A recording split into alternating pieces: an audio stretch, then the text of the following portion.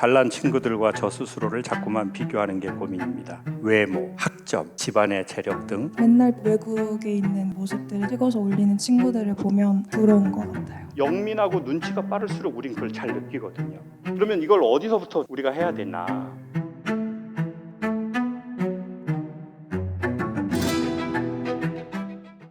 잘난 친구들과 저 스스로를 자꾸만 비교하는 게 고민입니다. 외모, 괄로 치고 얼굴, 몸매, 학점, 집안의 재력 등 그냥 저보다 잘나 보이고 부러운 점들이 보이면 질투심이 강하게 들고 저를 자꾸만 낮추게 돼요. 그러다 보니 제가 진심으로 좋아하고 무엇을 잘하고 긍정적으로 어떤 저만의 삶을 꾸려 나가야 할지를 잘 모르겠어요. 저도 저를 아끼고 사랑해주고 싶은데 잘 안 되네요. 어디 계세요?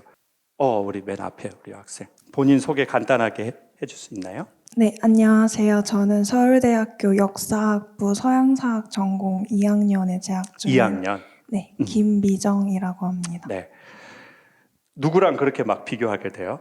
꼭 한 명이 아니라 어. 제 주변에 어, 조금 친하거나 아니면 많이 친한 친구들까지 다양하게 어. 좀 질투심이 드는 것 아, 같습니다. 질투심이 들어요? 네. 어떤 거에 대해서?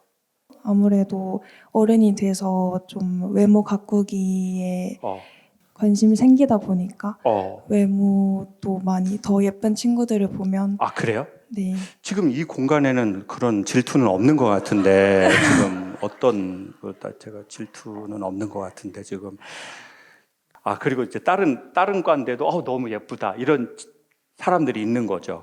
더 마른 사람이 지나가다 보이면 또 그쪽으로 시선이 가게 되고 그런 것 같습니다. 그래요? 그 더 마르고 싶어요 지금보다? 네, 한 몇 킬로? 5kg. 5킬로? 네, 얼굴도 더 예뻐지고 싶어요? 그런 것 같아요. 누가 우리 여학생한테 예쁘다 이렇게 얘기한 적은 들은 적은 없어요? 남자친구가 예쁘다고 해주는 거랑 그 친구는 여학생한테 예쁘다는 얘기를 자주 해요? 그것도 제가 좀 더 자주 해달라고 요구를 해서 요구를 해서 야 예쁘다고 해줘 네, 이렇게 이렇게 할 때 해줘요? 인풋이 들어오면 아웃풋을 잘 내는 친구라서 더 자주 해주고 있는 것 같아요. 나 이렇게 이쁘다는 말을 인풋 아웃풋으로 설명하는 경우는 처음인데 이쁘다고 해줘라 그러면은 예뻐 그러면 그때는 마음이 좋아요?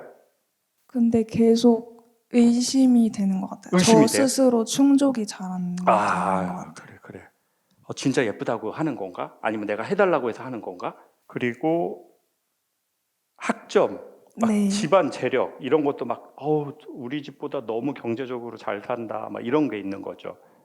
그거는 그렇게 강하게 집착이 들진 않는데 그래도 이제 요즘 좀 문제라 생각하는 게 인스타 스토리 같은 거 보면 저는 자주 뭐 집에 있거나 아니면 잠깐 데이트 나가는 정도인데 맨날 비행기를 타고 외국에 있는 그런 모습들을 찍어서 올리는 친구들을 보면 좀 부러운 것 같아요. 같은 서울대학교 학생인데 네, 맨날 외국을 다녀요? 네, 자주, 자주? 네.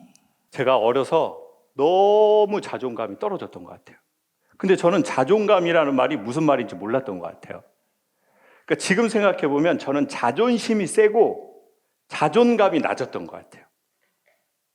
근데 이게 그 시소하고 비슷한 원리 같아요. 자존감이 낮으면 자존심이 올라가는 것 같아요. 왜 날 지켜야 되니까. 그러면 자존감이 낮으면 우리가 어떻게 되나 저 경우를 봤더니 나보다 잘하는 사람이 인정이 안 돼요. 그리고 나보다 못하는 사람은 존중이 안 돼. 솔직히 말하면 나보다 못하면 살짝 무시가 되고 나보다 잘하면 인정이 안 되더라고요. 여러분 그 얘기 들어봤어요? 그 조크인데 미스 코리아 마지막 2명이 남았어요. 아나운서가 물어봐요. 우리 여성분은 누가 됐으면 좋겠습니까? 그럼 이제 그 여성이 옆에 있는 언니가 됐으면 좋겠어요. 근데 이 언니 담배 펴요. 요런 조크가 있었어요. 그러니까 어떻게든 남을 어떻게 하고 싶어요? 깎아내리고 싶어. 어떻게든 깎아내리고 싶어. 인정이 잘 안 돼. 예. 그러니까 서울대 다니는 친구 있으면 걔 진짜 공부 잘하지. 진짜 공부 잘해. 이렇게 하면 되는데 아니 근데 공부는 잘하는데 인간적으로 좀 애가 좀 모질란 감이 있지. 그냥 또 좀 그런 게 있어, 걔가. 그러니까 어떻게든 나보다 잘하는 사람은 깎아내려서 나랑 맞추고 싶거나 내가 조금 더 올라가고 싶거나 아니면 나보다 못하면 겉으로 말은 안 하지만 속으로 저거 힘들 텐데 뭐 이렇게 되는 거죠. 네. 그 원인을 나중에 전 시간이 지나서 조금 알게 된 것 같아요. 제 경우에는 그게 뭐였냐면 첫 번째, 우리 인간은 모두 다 인정을 받고 싶대요. 그 첫 번째 인정은 엄마 아빠의 친밀도래요. 그러니까 엄마하고 아빠가 너무 친밀한 느낌이에요. 그럼 난 어디서 왔어요? 엄마 아빠에게서 왔죠? 근데 그 두 사람이 친밀해. 그러면 반자동으로 내가 되게 뭔가를 하지 않아도, 예쁘지 않아도, 공부를 엄청 잘하지 않아도, 말을 잘 듣지 않아도 나는 되게 소중한 느낌이 있다 이거죠. 그러니까 우리가 결국 예쁘다라는 거, 공부 잘한다라는 거, 너 천재구나 라는 걸 통해서 진짜 듣고 싶은 게 뭘까요? 천재다라는 그 말을 듣고 싶은 것 같아요? 아니요. 대부분은 넌 소중해. 그리고 우리는 너가 있어서 너무 좋아. 그리고 난 널 사랑해. 네가 우리 모임에 와서 너무 기뻐. 네가 잘나지 않았고 네가 뭐 대단한 그게 없어도 그러니까 우리는 뭔가 인정을 받고 싶거나 그 무리에게 그냥 내 존재로. 근데 한국은 좀 어떤 분위기가 많냐면 조건이 많단 말이에요. 어려서부터. 그래서 제가 보기에 진짜 안 좋은 단어 중에 하나가 착하다인 것 같아요. 착하다. 밥 잘 먹어서 너무 착해. 그래서 그 딸이 어떻게 될 것 같아요? 계속 밥 잘 먹어서 착하다 그러니까 어떻게 해요? 착하다는 말 들으려고 배가 부른데도 더 먹어. 그리고 또 이렇게 말해. 말 잘 들어서 착해. 우리 딸은 말을 너무 잘 들어. 근데 나는 사실 난 말을 안 듣고 좀 그런 거 있는데.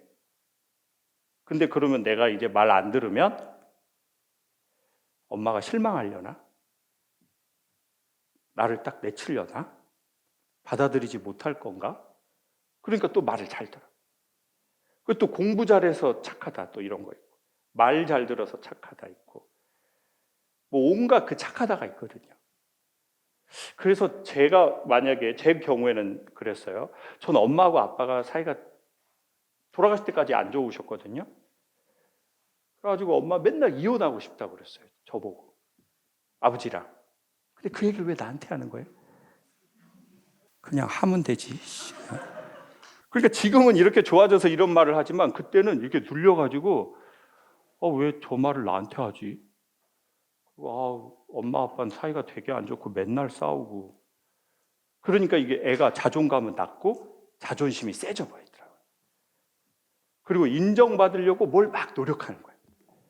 저는 그게 공부가 아니었고 웃기다였어요. 웃기면 애들이 좋아하더라고요.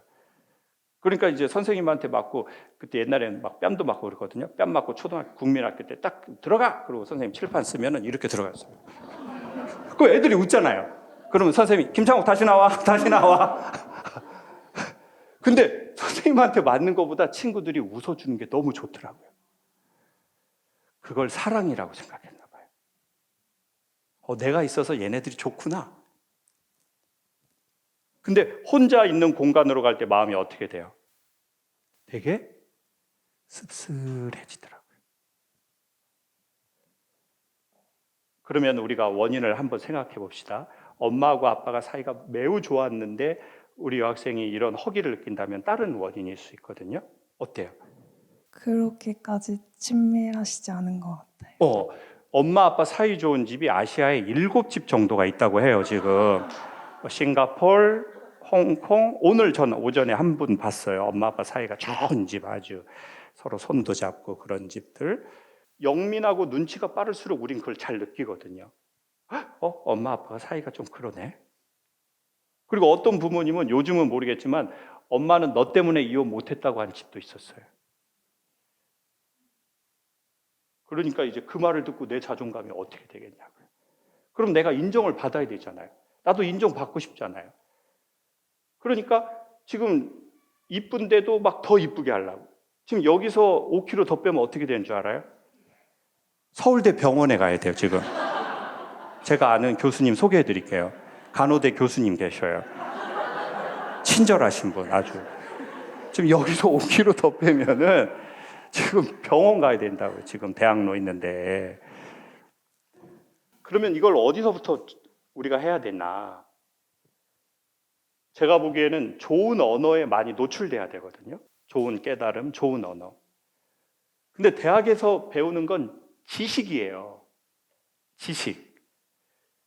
그러니까 그거는 그것대로 배우시고 공부하시고 우리가 이런 시간을 계속 좀 가졌으면 좋겠어요. 그리고 오늘 제 얘기 한 번 듣는다고 좋아지진 않으니까 김창옥 TV 구독과 좋아요를 조금 눌러봐봐요. 아니, 나 진짜 구독자 확보하려고 한 게 아니에요. 진짜 나 뭐 영업하러 온 느낌인데 그게 아니라 김창옥 TV 구독하면 어떻게 되는 줄 알아요? 김창옥 TV랑 결을 같이 하면서 더 좋은 그 컨텐츠들을 알고리즘이 추천해 주는 거예요. 그러면 또 그거 보다가 좋으면 그것도 구독하고 좋아요 눌러요. 그러면 빅데이터가 또 그 톤에 맞는 사랑의 언어들을 또 추천해 줄 거예요. 그리고 제 말이 믿어지길 바라요. 매력 있고 그 5kg는 안 된다. 그리고 우리는 진짜 너무 안 좋은 말에 많이 노출된 것 같아요. 그리고 그 언어가 내 안에 자리 잡은 것 같아요. 그리고 무의식으로 말하는 것 같아요. 너 조금만 더 바꿔. 너 이렇게 바꿔. 그러니까 너무 우리가 우리 자신에 대해서 좀 냉대한 것 같아요. 그래서 좋은 언어들에 자꾸 많이 노출되자. 일단 제 책 드리도록 하겠어요.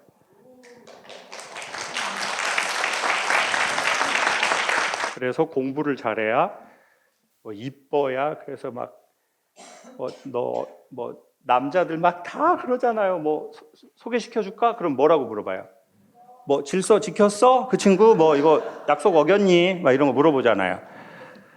그러니까 그 뻔한 조용적 아름다움이 아름다움이라고 생각한 것 같아요. 제가 보기에 인간의 아름다움은 매력이에요. 이 질서가 아니라 매력이야, 매력. 차밍. 전에 그런 얘기를 좀 한 적이 있었는데 우리는 각자 그 열매 맺는 시기가 달라요. 여러분, 사과가 제일 맛있는 게 11월 중순이거든요. 근데 사과는 언제 제일 잘 팔리냐면 추석이 잘 팔려요. 그러니까 아주 못된 일부 농가가 봄에 성장 촉진제를 붓으로 바르는 게 있어요. 그러면 제일 잘 팔리는 추석에 사과의 빵이 커져요. 그러니까 여러분 추석 때 슈퍼마켓 같은 데 가보면 사과들 막 선물 있죠. 애 대가리 만한 거. 근데 막상 먹어보면 맛이 좀 없죠. 진짜 사과와 배가 맛있는 건 100%는 아니지만 추석이 지나고 나서 맛있거든요. 근데 그때가 잘 팔리니까 아주 일부 사람들이 고짓을 하는 사람이 있어요. 여러분, 우리는 우리의 열매가 맺고 우리의 맛이 드는 시기가 다 달라요. 누구는 대학원에 가서 맛이 들 수 있고 누구는 대학원 졸업하고 맛이 들 수도 있어요. 근데 우리는 그 시기를 다 하나로 맞추려고 하나 봐요. 그러니까 되게 대단한데도 나는 그 시기에 맛이 안 드니까 나는 가치가 없다고 느껴버리게 된 것 같아요. 우주가 이렇게 넓은데 미안하지만 아직까지 저희 같은 생명체를 발견하지 못했어요. 아직 우리 같은 존재가 없다니까요. 코코 샤넬이 이런 말을 했어요. 럭셔리하다는 말의 반대말은 천박함이 아니다. 럭셔리함의 반대말은 흔함이다. 근데 진짜 레어한 거는 누구냐면 인간 자체예요. 그리고 인간의 시간. 그러니까 우리 부모님이 사이 좋든 안 좋든 우리의 존재는 말할 수 없이 우주적으로 상당히 고귀해요. 우리가 지금 이 얘기를 듣고 우리의 뇌가 인지하고 화학 반응을 일으키고 이러는 모든 과정이 말할 수 없는 찬란함이거든요. 지금 이 순간도 지구가 돌고. 그래서 우리가 얼마나 존재 자체로 아주 놀라운 존재인지를 우리가 알면 나중에 나보다 못하는 사람 존중이 되고 나보다 잘하는 사람 인정이 될 거예요. 생각해 보니까 제가 고등학교 졸업하고 대학 시험 떨어지고 전문대 재수를 했는데 제가 그때 92년, 3년도에 또 떨어졌거든요. 그래서 전문대 재수 때 떨어지니까 얼마나 창피하겠어요. 그래가지고 엄마가 친구 엄마들한테 욕하는 걸 들은 거예요. 우리 자식들은 멍청하다는 거예요.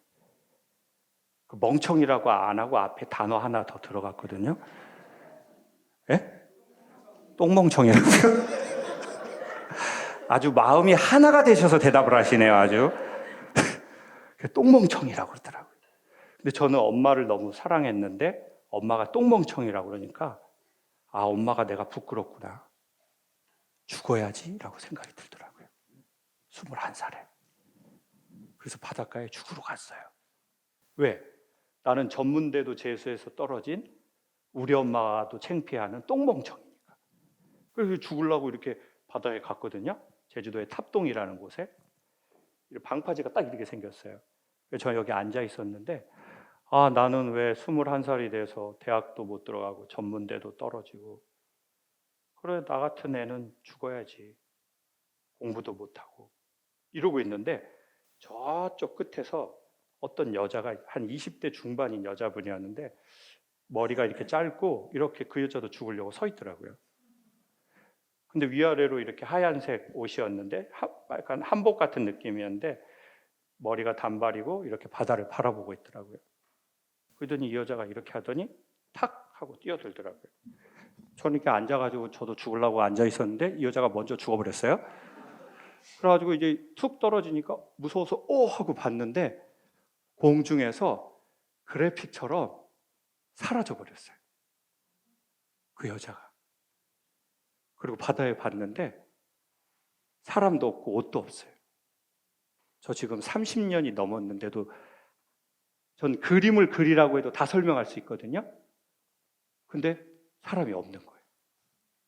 수능 끝나고 새벽 1시 반에서 2시. 그 여자하고 저밖에 없었어요. 그 절체절명의 순간에 무슨 생각이 든 줄 아세요? 안 무서운 데서 죽고 싶다라는 생각이 들더라고요. 나 죽을 건데 여긴 너무 무서워가지고 나 여기 못 죽겠더라고, 나 진짜. 그리고 살았어요. 근데 지금은 너무 거기에서 자유로워졌어요. 그래서 지금은 어떻게 됐냐?